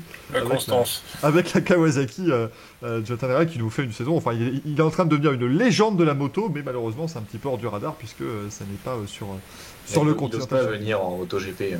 Bah, il était pas mauvais en plus. Hein. Et... Quand il a fait ses piges en remplacement de Stoner, il était pas mauvais. Hein, Ouais, mais là maintenant, après c'est pas spécialement de l'ego, mais c'est aussi le mec qui est multiple champion en SBK. Il arrive en MotoGP, on va avoir des attentes. Mais s'il les remplit pas, on va lui dire bah reste dans ton petit championnat, tu viendras chez nous quand tu seras prêt. C'est ça. Quel serait l'intérêt effectivement pour lui? Il est en train d'enquiller les titres en Superbike. Il n'y a pas vraiment besoin de MotoGP. Il y a déjà goûté. C'est vrai que s'il n'y avait jamais goûté, je pense que l'on a pu comprendre une envie. Après, il pourrait revenir, parce que juste pour la petite info, par exemple, la Dorna qui est espagnole n'a plus de pilote britannique l'an prochain, parce que Crutchlow part en pilote test chez Yamaha. Aprilia n'a pas prolongé, enfin pour l'instant il manque toujours le deuxième bidon. Ils ne savent pas si ça va être Bradley Smith ou Savadori, et la Dorna fait pression auprès d'Aprilia pour absolument prendre un pilote britannique pour pouvoir avoir une meilleure diffusion en Grande-Bretagne. Parce que s'il n'y a pas de pilote britannique, il y a beaucoup de personnes en Angleterre qui vont peut-être pas spécialement regarder le MotoGP parce qu'ils n'ont plus de pilote. Effectivement, ça c'est à garder à l'esprit. On rappelle Aprilia évidemment, ils avaient Andrea Iannone qui a été maintenant condamné à 4 ans de suspension pour avoir globalement mangé de la viande pas très fraîche. Sauf que lui, contrairement à certains, c'est pas passé. L'excuse est passée, mais il a quand même été banni. Ça c'est encore une grande histoire qui est assez incroyable, mais bon, ça a été décidé. Et là, je sais pas trop. Je pense pas qu'il y ait beaucoup de recours maintenant, puisque c'est déjà en appel. Qu'il a eu ses 4 ans de suspension. En tout cas, voilà, c'était déjà sur l'appel. Ouais. Voilà, en tout cas pour cette saison MotoGP remportée donc par Juan Mir, le pilote Suzuki. Je m'attendais pas à ce qu'on ait un champion dans la dernière course en moto cette année, mais ça a bien été le cas. Avec le numéro 36. On va continuer la petite valse des champions. Alors cette fois-ci, ils sont 3. Ils sont 3 champions du monde dans la même voiture. Comment ont-ils fait? Évidemment, c'est en endurance. C'est le champion du monde endurance qui a été remporté en même temps par Toyota. Vous n'allez pas être surpris. Hein, voilà, Toyota a gagné le titre en LMP1. Je pense que ça ne surprend personne. Ah bon? Mais c'est la numéro 7 et pas la numéro 8 comme d'habitude. Et là, ça change tout, mesdames et messieurs. Puisque c'est pas le championnat de Toyota d'endurance. et non, mais là, c'est le titre. Pardon. Enfin, pour Mike Conway, Kamui Kobayashi et José Maria Lopez. Et autant dire que c'était quand même mal parti pour eux. Hein. Ils ont gagné le titre lors des 8 heures de Bahreïn ce week-end. Mais franchement, c'était très très mal parti pour eux parce que dès le début de saison à Silverstone, c'était pas top. Ils ont encore perdu évidemment aussi les 24 heures du Mans. Ça devient un running gag. Hein. C'est-à-dire que c'est l'avantage, effectivement, parce qu'il y avait ce moment évidemment pendant 19 ans où Toyota perdait les 24 heures du Mans chaque année. Et puis maintenant, depuis 3 ans, il les gagne. Mais heureusement, il y a toujours un numéro 7 qui perd les 24 heures du Mans à chaque fois et qui les offre un peu à la 8. Donc ça permet de garder un petit peu les traditions. Bon, on ne va rien enlever, évidemment, à la performance de Kamui Kobayashi, de Mike Conway et de José Maria Lopez. Gaël, tu as un petit peu suivi cette saison, qui a été très Toyota. Hein. Je pense que c'est pas ça. Mais avec les handicaps, ça s'est un peu plus battu. Oui, ils ont un petit peu joué avec le OT pour handicaper un coup. L'handicap de performance s'appliquait sur les vainqueurs des courses précédentes. Donc pour la course suivante, ils étaient un petit peu handicapés. Donc en plus de la BOP, il y a le OT. Donc bon, c'est compliqué. Bazar. Ça a tourné à l'avantage de la 7, ouais. Donc ça, entre guillemets, ça permet un petit peu de passer la pommade de la défaite encore aux 24 heures du Mans. Petit point, petit point dommageable, c'est que le LMP1 meurt de sa belle mort, parce qu'il n'y avait que Toyota d'engagé. Rébellion n'a pas fait le déplacement. Le team LNT avec les Ginetta n'était pas là. Qui manquait d'autres, comment il s'appelle? Baïkoles, oui, Baïkoles. Baïkoles n'était pas là non plus, donc il y avait 24 engagés pour les 8 heures de Bahreïn. Donc grosso modo, une grille de Formule 1, quoi. Et généralement, on est plutôt à 35, 36, 38 voitures sur les manches du FIA WEC. Là, c'était vraiment compliqué. Bon, on se doute bien que le Covid est passé par là, mais je trouve un petit peu dommage que le FIA WEC, quand même, un championnat du monde qui est quand même chapeauté par la FIA, ne réussissent pas quand même à garder ses concurrents pour finir le championnat. Je trouve ça un petit peu dommage. C'était compliqué, je crois, cette année, avec les circonstances. Je pense que c'était difficile pour tout le monde. Et effectivement, comme l'an prochain, c'est l'arrivée des hypercars et du LMDH, c'est peut-être aussi la raison. On a peut-être envie. Le LMDH, c'est un médicament. C'est un générique à prendre 3 fois avant les repas. C'est pour les fans. D'accord. On rappelle, hein, Le LMP1, là, ces 2 dernières années, ils leur prescrivent du LMDH. on rappelle, hein, le LMDH, Suppositoire. le LMDH veut dire Le Mans Daytona H. Ils savent toujours pas ce que le H veut dire. Non, pas forcément hybride parce que on sait pas. On a pensé hybride. Après, ils ont dit hydrogène peut-être non plus. Automobile. Donc H. Ils ont dit ça va être on va mettre un H et puis Le Mans Daytona Hülkenberg. Quelque chose, je ne sais pas. Anticipe sur le futur. Alors, par contre, pourquoi Le Mans Daytona? Parce que l'an prochain, ce sera justement un rapprochement entre les règles des LMP et des Daytona Prototype International, les DPI. Donc voilà, ça c'est quand même pour donner une grille qui sera un petit peu plus alléchante l'an prochain. Toyota sera là avec une hypercar. On avait Aston Martin qui devait venir, mais je crois qu'ils viennent plus. Un petit peu le bazar, mais Baïkoles va faire une hypercar, ça on l'attend quand même assez fortement. On aura Alpine qui va monter également de catégorie, qui n'est plus en LMP2 et qui va passer justement dans cette catégorie Rennes. Donc ça va quand même être assez intéressant. On verra ça en piste, notamment aux 24 heures du Mans l'an prochain, qui doivent avoir lieu en juin. On touche du bois, mais ça devrait être bon, normalement, pour les 24 heures du Mans au mois de juin. Alors évidemment, on vous parle des champions du monde LMP1, mais il n'y a pas que le LMP1, bien sûr, en endurance, puisqu'en LMP2, c'est Philippe Albuquerque et Philippe Hanson qui ont été champions. L'équipe United Autosports, l'équipe de Zak Brown, qui vient gagner un titre tranquillement en LMP2, ça fait toujours plaisir. En GTE Pro, c'est Aston Martin qui a remporté le titre avec Marco Sorensen et Niki Kim. Oui. Juste devant l'autre Aston Martin avec Maxime Martin, le Belge, qui termine deuxième du championnat, qui arrive à être seul deuxième. Ce qui est très fort dans ce championnat du monde d'endurance, d'être seul à son classement, mais il l'a fait. Maxime Martin, le pilote belge. Et puis en GTE AM, Cocorico, s'il vous plaît. On a des Français qui sont champions du monde avec Emmanuel Collard. Emmanuel Collard, c'est un nombre de participation 24 heures du Mans hallucinant. Je crois qu'on doit être à 26 à peu près pour Manu Collard, quelque chose comme ça, au niveau des 24 heures du Mans. Et François Perraudot et également Niklas Nielsen, le Danois. Parce qu'on est un mois sur le Mans. Pardon. Pendant ce temps, si vous voulez... Parce que fait un mois de course sur le Mans. Voilà, c'est ça. Le mec, il n'en peut plus. Là, j'en ai marre de ce circuit, mais pourtant, il revient. Il revient chaque année, Emmanuel Collard, qui est donc devenu également champion du monde à l'âge de 49 ans, avec donc le titre pour la Ferrari de chez AF Corset. Plutôt pas mal que Ferrari gagne également son titre en endurance, ça fait plaisir. Quand on a du mal en Formule 1, il reste pour l'endurance. C'est bien. Ça fait un titre pour Ferrari l'an prochain, enfin cette année, pardon. L'an prochain, justement, du WEC, eh bien, ce sera une seule saison 2021 parce que c'était aussi ça. On avait des saisons qui s'étalaient sur 2 années calendaires. Ils ont décidé d'arrêter ça, évidemment, vu les circonstances. Donc on repart, on a fait une saison 2020 et on repart l'an prochain pour une saison 2021 avec, pour commencer. Voilà, comme la Formule 1 aussi qui va faire des calendriers comme ça. 2021, on va débuter le 19 mars avec les 1000 miles de Sebring qui auront lieu de nouveau le même week-end que les 12 heures de Sebring. Ça, c'est déjà une bonne chose. Le 1er mai, on aura les 6 heures de Spa-Francorchamps. Neigera-t-il? Ça, évidemment, ce sera à voir, bien sûr, mais c'est possible. Ça a déjà été par le passé. Les 12 et 13 juin, les 24 heures du Mans. Notez-le, 12 et 13 juin 2021, les 24 heures du Mans. Venez, il y a de la place. C'est petit, mais il y a de la place. Le 18 juillet, Là, tu héberges? Ah bah j'héberge moi. Il est pas belge. On aligne les billets hein, s'il faut. Mais On m'a j'héberge. dit que tu hébergeais avec droit de cuissage par contre. Hein, donc, Ça c'est je pas me encore à méfie. voir. Les 6 heures de Monza le 18 juillet, les 6 heures de Fuji le 26 septembre et les 6 heures de Bahreïn le 20 novembre prochain pour clôturer cette saison. Si ils s'en sortent plutôt pas mal quand même évidemment. Pour cette saison 9 du WEC. En autre champion, et là Cocorico de chez Cocorico mesdames et messieurs. Parce qu'il est français. Et c'est la première fois depuis très longtemps qu'on a un champion du monde français en Coupe du Monde d'endurance, puisque c'est la Coupe du Monde, c'est WTCR, avec Yann Erlaché qui est devenu champion du monde sur la Lynk & Co. Alors Lynk & Co, à la base c'est une Volvo. Quoi, Anciennement Polestar. Voilà, Ouais, c'était également Polestar, ça a été tout ça. Effectivement, mais Yann Erlaché qui est devenu champion du monde ce week-end en Aragon. Il est devenu champion du monde. Yann Erlaché, vous le connaissez peut-être car il est également le neveu d'Yvan Muller. Yvan Muller qui a remporté la course qui a permis à Yann Erlaché d'être champion du monde. Donc comme quoi, voilà, ça restait vraiment petit moment familial très sympa. En famille. Voilà, en famille, tranquillement. Et l'équipe... Il a retrouvé son C'est chat. le King WTCR. C'est vrai que oui, c'est le King. Oui, il est officiellement roi du WTCR. C'est vrai que c'est le nom. Avec la petite cérémonie, avec le fauteuil du C'est roi. une monarchie ce sport. Mais- Voilà, c'est une monarchie constitutionnelle, c'est un bazar incroyable, mais c'est quand même vachement bien à regarder les courses de WTCR, ça se bagarre. On avait perdu tout ça avec les courses de WTCC où quand Citroën est arrivé, c'était plus vraiment du championnat du monde de autotourisme.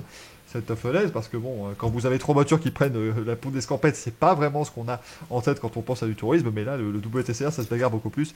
Et on voulait saluer évidemment Yann Erlaché qui est devenu champion du monde et il succède dans le clan français, bah, du coup à Yvan Muller, son oncle. Et puis tranquillement, on a fait un top 3, voilà. On a fait un podium 100% français parce qu'on s'est dit allez, puisque Erlaché est champion du monde devant Yvan Muller et Jean-Carl Vernet. Jean-Carl Vernet. JK. J.K. Vernet, comme l'appelaient les Américains quand il allait parti faire sa saison d'Indy Lights qu'il a remporté brillamment et il a plus rien fait derrière. C'était absolument incroyable. Il n'a pas pu Putain. trouver de volant en IndyCar. Quel gâchis quoi. Et ça aurait été vachement bien parce que Jean-Carl Vernet, il avait fait une superbe saison en 2010 en Indy Lights. Et depuis, il est bah, rapide quoi. il s'est reconverti. Il est rapide. Bah ouais, non mais c'est un super pilote. Il s'est reconverti récemment justement en Porsche Carrera Cup France. Il a commencé par là. Et puis en WTCR avec les Volkswagen également à un moment. Et là, bah, 3ème du championnat, Jean-Carl T'es Vernet. chez hein. Léopard non? Il était chez Léopard, exactement. Léopard, non? Exactement chez Léopard. 4ème place pour Esteban Guerrieri, lui aussi, un ancien de l'Indy Lights qui était pas mauvais du tout et qui se retrouve à être pas mal en TCR. Et puis Gilles Magnus, le pilote belge, ça fait plaisir. 5ème du championnat pour le Come To You Racing. Ça fait plaisir, très clairement, d'avoir également voilà, des Français, des Belges. Il y a Santi Urrutia qui a fini 6ème du championnat aussi. Hein, voilà. Si vous avez des noms comme ça, les années 2010 en Indy Lights, ils sont généralement dans ce championnat, hein, visiblement. Tom Coronel, 11ème. Est-ce que vous êtes suivi par Tom Coronel sur Twitter, là, un peu tout le monde? Je l'ai Oui, bloqué. Son bot est un peu particulier. Hein. Unfollow. Il suit, il désuit. Il suit, il désuit. les frères... Mais est-ce qu'il les suit? C'est la question. Les frères jumeaux Tom et Tim Coronel, c'est compliqué. Hein. C'est-à-dire que là, faut les supporter sur Twitter. Mais quand ils commencent à vous suivre, c'est que vous commencez à percer un tout petit peu. Donc profitez-en. Hein. Vraiment, si c'est pas encore le cas, les amis. Hein. S'il commence à te follow, tu sais que c'est du spam. Hein. Faut pas te réjouir. Voilà. Après, la première fois, quand les deux, je me dis putain, Tom Coronel me suit, c'est cool. Et bah pas du tout. Hein. Il en a rien à foutre. De toute façon, tu peux pas comprendre. C'est un mec qui fait le Paris-Dakar en buggy, donc je veux dire, tu peux pas comprendre. Et ils vont le refaire l'an prochain, avec le buggy 347 et deux frères. Les mecs, ils aiment bouffer du sable. Ils sont bizarres, ces gens. Des Hollandais. Ouais, ils sont néerlandais déjà, donc à partir de là, ça devenait compliqué bien sûr. D'ailleurs, on parlait des championnats où bon bah voilà, hein, les champions, tout ça. Et ben Norbert Michelis, champion l'an dernier, roi du WTCR 2019, et ben il a fini 13ème cette saison. Voilà, c'est devenu plus compliqué, mais c'est devenu plus compliqué en général aussi pour les Hyundai cette année, avec Gabriel Tarquini aussi. Hein. Tant qu'à faire, hein, voilà, vraiment dans les Il est pilotes. encore là, lui. Et il est toujours là, il n'arrêtera jamais, je crois, Gabriel Tarquini, qui s'est Je retrouvé là. crois que dans... C'était quoi le jeu de voiture, là, où il y avait... Toka Non, il y avait... Alors déjà, il est dans tout. l'Alfa Romeo. Il y avait l'Alfa Romeo... Dans Race 07. Non, beaucoup plus vieux, c'était une borne d'arcade. Oula, oui. Ah oui, non, là. Il y avait la Mercedes avec la déco argent, avec les D2 bleus, là, bleu et rouge. Ah oui, non, là, oui, Et il y effectivement. avait l'Alfa. Et il y avait l'Alfa Romeo, et c'était déjà lui qui l'a piloté. Ah, mais de toute façon, Gabriel Tarquini, on rappelle qu'il a fait de la Formule 1 au début des années 90. Donc, ça vous situe le bonhomme, Voilà. et qui est devenu l'un des plus grands Et pilotes aussi. Michael, Santiago Urrutia, il n'était pas attendu en IndyCar, lui, il n'a pas réussi à prendre le coche. Si, il a été attendu. On l'attend encore, d'ailleurs. Oui, on attend encore. Oui. C'était la même époque. On ne fait que l'attendre, Santiro aussi. En tout cas, Cocorico, parce qu'un triplé français en championnat du monde, c'est pas tous les jours que ça arrive.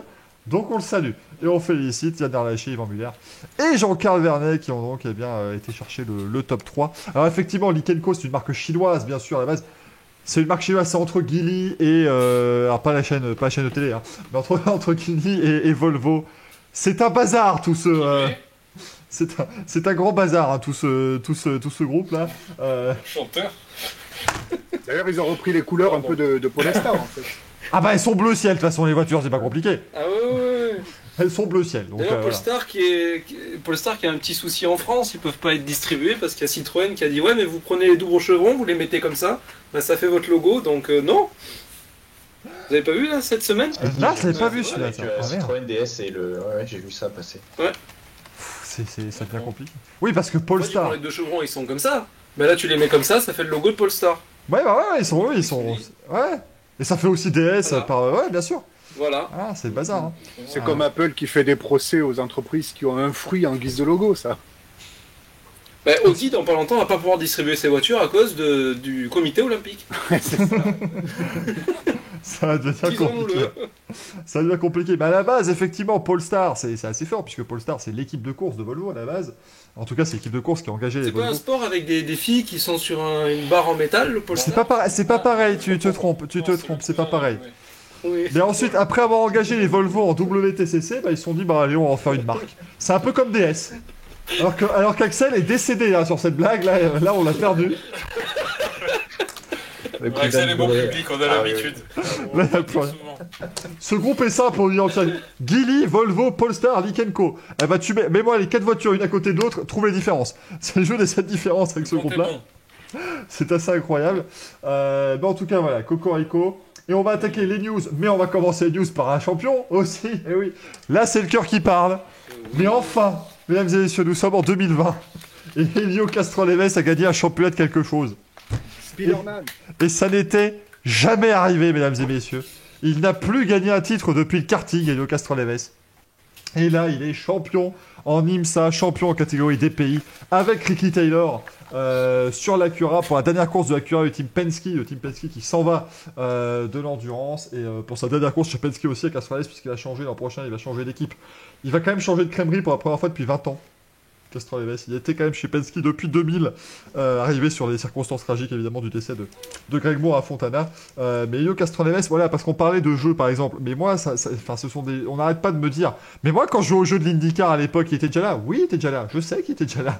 Helio Je dans Castroneves. Papyrus, hein, le jeu. Je me souviens. Alors celui-là, ça va, il était pas encore dedans, heureusement.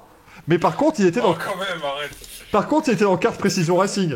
Et là, la carte précision racing, c'est 98 quand même. Hein. Donc, vous dites que le gaillard, ça fait très longtemps. Et l'an prochain, il va refaire des IndyCar sur 6 courses. En tout cas, le titre a été remporté dans une édition des 12 heures de Samy absolument rocambolesque. Puisqu'en fait, l'Acura numéro 7 a eu des problèmes techniques dès le début de course. Ils se sont retrouvés à genre 15 tours. C'était une catastrophe absolue. Et heureusement pour eux, et là, c'est quand même assez incroyable. Il y avait la numéro 31 d'Action Express qui se retrouvait donc en tête et qui allait devenir championne. Et heureusement, il y a eu des antécédents et des contentieux avec la voiture numéro 6 de chez Penske.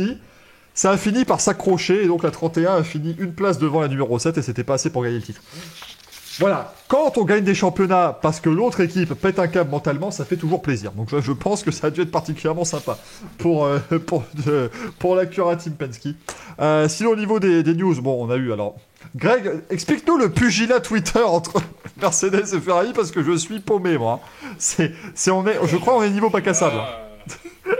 Oui, alors, ce qui se passe, c'est qu'ils ont mis une photo de Lewis avec son chien, Roscoe, et derrière, il y a un petit camion Ferrari. Et il y a une fan qui a dit « Attention, il y a un camion Ferrari derrière Lewis !» Et Mercedes a répondu « Pourquoi ? Mercedes, ils sont toujours derrière Lewis. » Donc voilà, ça a commencé à monter. Et après, il y a une session, je sais plus laquelle, où en gros, il y avait Leclerc qui était devant Lewis qui était complètement à la ramasse, donc au Grand Prix de Turquie. Et ce que derrière marqué Cher Mercedes, c'est vrai que quelquefois, Lewis, il a Ferrari derrière lui. Mais de ce qu'on sait, de ce qu'on voit, il aime bien être dans une Ferrari aussi. Ils ont mis la photo de Lewis Hamilton sur la Ferrari. Voilà. En fatalité, il y a Mercedes qui a répondu oui, mais on préfère qu'ils conduisent notre voiture. Ils ont mis une banale GTR Pro. J'avais fait un petit sondage, c'était du 67% pour la Ferrari et 33% pour la petite Mercedes. Donc je pense que voilà, il n'y a pas photo. Hein. Ah non, c'est compliqué. Donc voilà, c'était très marrant entre les community managers qui se sont pas mal lâchés ce week-end, notamment celui de Mercedes, qui après est retombé un peu sur terre quand les Mercedes étaient nulle part. Le community manager de Mercedes qui a lâché la rampe depuis 2-3 mois environ. Oui, non, il est complètement à côté de la plaque. Il est en roue libre. Ce qui est drôle parce que chez Ferrari, on sent que c'est les hommes les plus sérieux du paddock. Donc, placement produit. Ils sont complètement... Ils se détendent un peu quand même. Hein. Ouais, ils commencent à se détendre, mais tu sens qu'il y a encore le côté vous faites pas chier. Hein, mais, Ils ont enfin compris comment fonctionnaient les réseaux sociaux. Ouais, enfin, voilà. Ils ont mis presque 10 ans, tu vois. Ah, il faut répondre aux gens de manière humoristique. Ah merde, on savait pas. Dans les autres infos, on a Mario Isola qui est également testé positif au Covid. Et du coup, évidemment, voilà, Mario Isola, voilà, merci, elle est là. Merveilleux. Charles Leclerc, le 16 novembre, Charles Leclerc a reçu une PlayStation 5. C'est important. Non, je corrige. Il a reçu ma PS5. Il y a un moment donné, il y avait une PS5 pour Monaco, on a dû choisir. Il s'est trompé, voilà. Il dit, bon, vas-y, prends-la, parce que ça me fait plaisir, tu vois. Voilà. T'as pas une saison facile, prends-la, ça me fait plaisir. Prends une PS5, ça sera cool. C'est la sortie de la PS5 aujourd'hui. Enfin, sortie, il y en a déjà plus disponible, mais ça va revenir, rassurez-vous. On a eu Julian Alesi, c'est un peu plus sérieux, qui a démenti son exclusion de la Ferrari Driver Academy. Bon, entre nous, on sait quand même comment ça se passe en général. Ça, c'est le démenti d'avant exclusion définitive. Mais pour l'instant, il est toujours membre de la Ferrari Driver Academy. On va attendre la fin de la saison, évidemment, pour que ce soit encore le cas. Fernando Alonso est parti s'amuser à Abu Dhabi au volant de la Renault 2018. Il a fait quelques tours comme ça, hein, le jeune pilote, le jeune loup espagnol qui va faire ses débuts en Formule 1 l'an prochain. On a hâte de voir ce que ça va donner. C'est pas encore confirmé, hein, qu'il fasse les rookies. C'est pas encore sûr, mais confirmé, hein. On sait que ça va le faire. Je suis sûr, il va y avoir un pilote dans la Renault avec un casque blanc. Il sortira jamais, il n'enlèvera jamais son casque. Ah mais blague à part, s'il fait pas les rookie tests à Abu Dhabi, je suis sûr qu'avec la 2018, il sera à Bahreïn en train de rouler. C'est ça, de toute façon, il va faire des tours et des tours et des tours avec la voiture de 2018. Même si, bon, ça est assez différent. On a hâte de le voir, évidemment, avec la 2021, bien entendu. Les prochaines Calum Mailot, j'y arriverai. Effectivement, on va être à Abu Dhabi avec Alfa Romeo, effectivement. Juan Pablo Montoya va faire le WEC l'an prochain chez Dragon Speed en LMP2, ça c'est vachement chouette. On rappelle quand même, parce que chaque année on nous gonfle avec la triple couronne d'Alonso, Juan Pablo Montoya peut également remporter la triple couronne si jamais il gagne les 24 heures du Mans. On l'oublie vite, mais il a gagné les deux autres courses également. Il a plus de chances de la gagner. Voilà, il a plus de chances de gagner lui les 24 heures du Mans si Penske revient au Mans dans les années à venir avec le LMDH. Je pense qu'il a plus de chances de gagner le Mans que Alonso d'aller gagner Indianapolis. Hein. Mais que vous voulez. Alors, est-ce qu'il le gagne? La triple couronne, c'est pas le championnat de F1 plutôt que c'est Monaco. Ah, il y a eu Monaco. deux interprétations en fait. Non, Greg, tu viens de faire une erreur de rookie, Greg. On adapte la triple couronne sur ce qui nous arrange. Et c'est là que tu as oublié le. Le problème, c'est que Graham Hill, il a tout. Donc, voilà, on choisit. Non, mais par contre, Alonso sera le premier à dire. Si Montoya gagne le Mans, Alonso sera le premier à dire que c'est le titre de Formule 1 qui compte. Bien entendu. Par contre, Voilà. si Montoya gagne Le Mans l'an prochain en LMP2 alors que les hypercars abandonnent, est-ce qu'il gagne Le Mans au général? Ah, bah, Est-ce s'il que ga- ça colle pour la triple couronne? Ah, pour moi, s'il gagne le Mans en général, oui. Il faut que ce soit il faut Même qu'il ait la... avec une LMP2. Ouais. Il faut qu'il ait... Quand... C'est le Mans général. Si t'es en GTE, c'est Ouais. mort, quoi. C'est Bah, mort. c'est ça, voilà. Sauf si tout le monde abandonne. Voilà, ça devient plus compliqué. Il n'y arrivera pas. Le... J'ai compris. le coup de la McLaren Après- GT, ça devient compliqué. Hein. La McLaren F1, pardon. Ça devient plus dur. On a également la safety car. Alors, ça devrait changer des choses, effectivement, l'an prochain au niveau des voitures de sécurité. On a l'habitude de voir des Mercedes, on est d'accord. Et bah, du coup, pour l'an prochain, on devrait avoir des Mercedes sur 11 courses et des Aston Martin sur 12 courses. Je pense qu'avec une Aston Martin, là, alors maintenant, est-ce qu'Hamilton dira que l'Aston est encore plus lente que la Mercedes? Parce que bon, contractuellement, il est obligé de le dire. Ça, ça va se passer comment cette affaire?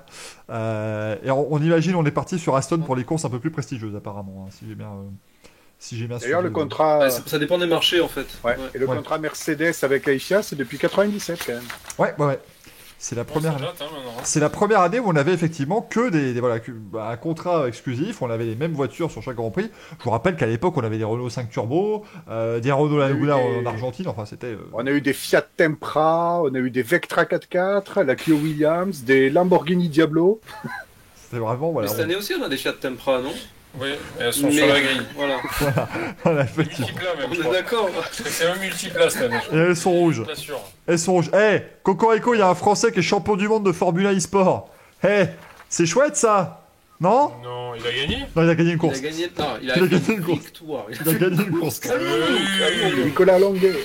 Nicolas Monguet qui a gagné chez... Voilà. Exactement. Voilà, moi je ne vais rien dire sur la F1 e-sport parce qu'il reste que 4 minutes. Voilà, la F1 e-sport...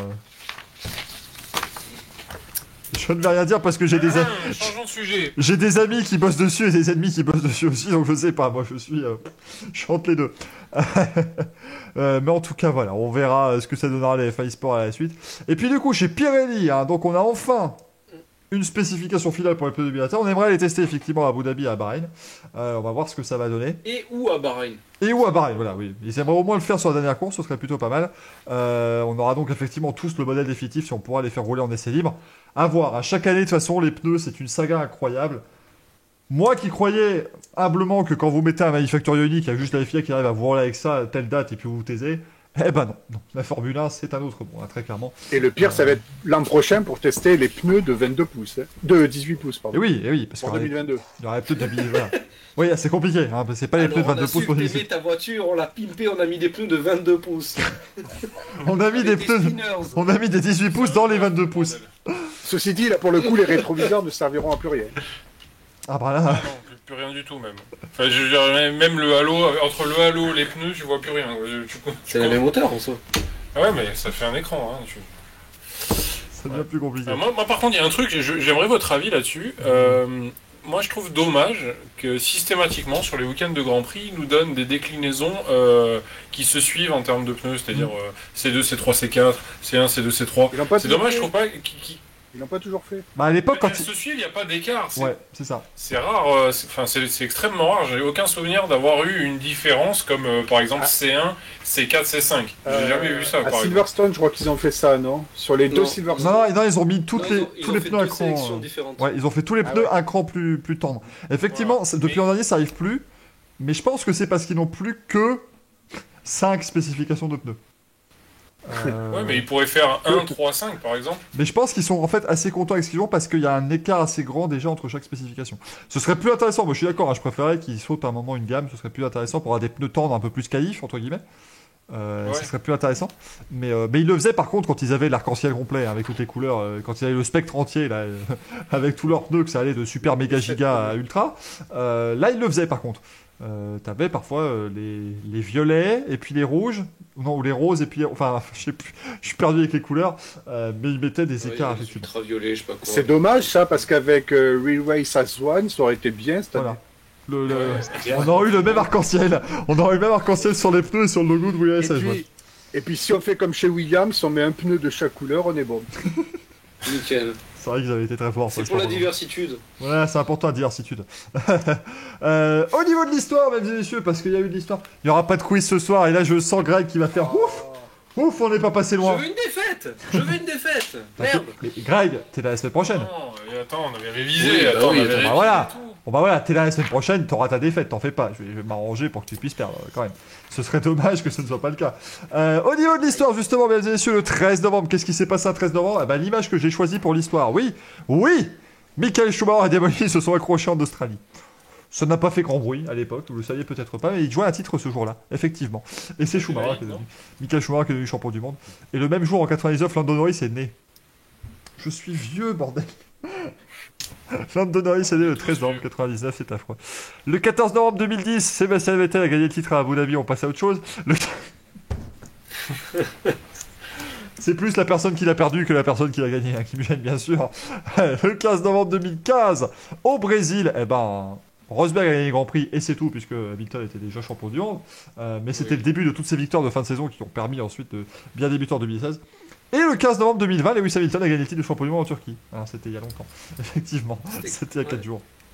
Alors ça, je suis très content parce que Greg, c'est toi qui m'as fait la liste, je l'avoue, évidemment, humblement. Mais je suis très content que tu aies noté que le 16 novembre 1892, et là vous êtes en train de me... Mais qu'est-ce qui sort? On a eu la naissance de Tazio Nuvolari. Oui, j'étais là. Qui était quand même, on faisait pas mieux, hein. Niveau pilote entre deux guerres, c'était au top, hein. Donc vraiment, c'est bien qu'on le salue, Tazio Nuvolari, qui n'a pas pu évidemment être très là présent en F1, mais Ni être des autres. Et pas pu être des nôtres ce Ni être soir. des nôtres, d'ailleurs. eh bien il est là ce soir, regardez, il sort par la porte. On va passer une sacrée soirée. Monsieur Novolari. Oh merde, je m'excuse hein, s'il y a des gens de moins de 45 ans dans le chat, je suis désolé. On vous a tous perdu. On passe une sacrée soirée. Le 17 novembre 2019, il semblerait que Pierre Gasly avait fait son premier podium en Formule 1 au Brésil, hein, avec Carlos Sainz. Je suis affolé parce qu'on voit des fois dans notre petite... On a notre petite note interne. Il sourit, il sait ce qui va se passer. Je cite, Sainz P3 sur, entre parenthèses, Bernard, tapis vert. Oh mon dieu. Oh la vache. Il est 22h02, on va s'arrêter là-dessus. Hein. Le 18 novembre 2012, Red Bull a gagné le titre de champion du monde au Grand Prix des États-Unis. Et le 19 novembre 1981, le pilote de Formule 1, André Lotterer, est né. Hein, André Lotterer, évidemment uniquement connu pour son Grand Prix de Belgique en 2014 avec la Caterham, où il a fait 2 tours avec une voiture qui partait en morceaux. Et Formula I, accessoirement. Voilà, non. Et accessoirement, il a gagné plusieurs fois les du Mans, semble-t-il. Et le championnat Super Formule au Japon, semble-t-il. Accessoirement. Et oui. J'en ai eu pas mal quand même du André Lotterer. D'ailleurs, il a une petite mascotte sur sa Formule 1, tu te souviens? Le petit panda. Ah oui, exact. C'est vrai. Il a un petit panda qu'on voit pas souvent, mais on la voit. Eh de ben temps voilà. en temps. On ne parle pas de son... Petit panda. Joyeux anniversaire, André. Ouais, joyeux anniversaire André Lotterer qui nous a gratifié. Il y avait une année quand ils avaient fait. C'était quand ils avaient montré le film des 24 heures du Mans, s'ils le font toujours à Saint-Saturnin au Méga CGR. Et donc ils invitent aussi les pilotes pour en parler en même temps. Il nous avait fait un accent belge pour décrire son tour, mais alors c'était du grand art, puisque André Lotterer c'est un pilote allemand, mais en fait il a vécu en Belgique toute son enfance. Il nous a fait un truc. Bah alors là c'est simple, tu prends la chicane, tu prends les vibreurs, faut bien penser. C'était vraiment extraordinaire. André Lotterer. Je te descends, il va falloir décider. On va prendre une décision, on va carjacker. On va carjacker, j'en peux plus de cette ville. Et je pense que sur cet accent belge, on peut mettre un terme à cette très très bonne émission. J'espère que ça vous a plu, ce Champions Show du Racing Café. Rassurez-vous, la programmation normale reprend la semaine prochaine. On vous parlera du Grand Prix du Portugal de MotoGP. On vous parlera du Grand Prix de Bahreïn de Formule 1 qui sera donc dimanche prochain, pas celui qui arrive, mais celui d'après, bien sûr. Et on parlera de toutes les infos, on parlera bien de choses. Bien entendu, on retrouvera Greg pour perdre au quiz. On verra qui l'accompagnera évidemment également. Bon courage Greg. Si Greg gagne le quiz un jour, je suis très très mal. En tout cas, j'espère que ça vous a plu. Merci à mes 4 comparses. C'est la première fois qu'on était autant d'avoir été présents ce soir. C'était un grand plaisir. J'espère que pour vous aussi dans le chat. On se retrouve très rapidement. À la prochaine. Ciao ciao. C'est demain sur YouTube et en podcast un peu partout. Ciao. Ciao. Et donc Polestar, c'est